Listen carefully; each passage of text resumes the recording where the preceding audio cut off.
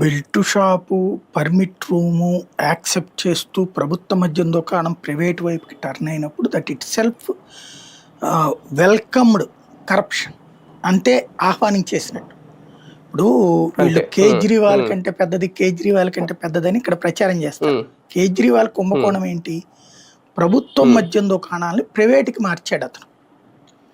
ప్రభుత్వానికి వచ్చే ఆదాయం ఇంకెక్కువ వస్తుందని గవర్నర్ని నమ్మించి నివేదిక ఇచ్చాడు అతను. గవర్నర్ ఏం చెప్పాడు? సరే ఎక్కువ ఆదాయం వస్తుందంటే ఓకే, కానీ అదనంగా ఒక్క మద్యం దుకాణం కూడా పెట్టడానికి వీల్లేదు, అదనంగా ఒక్క బార్ కూడా పెట్టడానికి వీల్లేదు. మీరు ఇచ్చిన ప్రొసీజర్లో ఇదే షాపుల ద్వారా ఎక్కువ దెబ్బ వస్తుంది అంటున్నారు, ప్రైవేట్కి మళ్ళిస్తే దాన్ని నేను ఎలవ్ చేస్తున్నానని చెప్పాడు. కానీ అక్కడ అదనపు మద్యం దుకాణాలు వచ్చేసినాయి, అదనపు బార్లు వచ్చేసినాయి. దాంతోపాటు ప్రభుత్వపు ఆదాయం ఏడాదికి ఒక 10,000 కోట్లు 15,000 కోట్లు వచ్చేది కాస్త పావు వంతుకు పడిపోయింది, 1000 కోట్లు 2,000 కోట్లకు. అంటే ఆ సొమ్ము ఈ ప్రైవేట్ వాళ్ళు తిన్నారు. దాని మీదనే కదా కుంభకోణం. అది అక్కడ ఆరోపణ. ప్రభుత్వ మద్యం దుకాణం ప్రైవేట్కి వెళ్ళి ప్రభుత్వానికి ఆదాయం పడిపోయి దానివల్ల కుంభకోణం జరిగిందన్నది నాడు.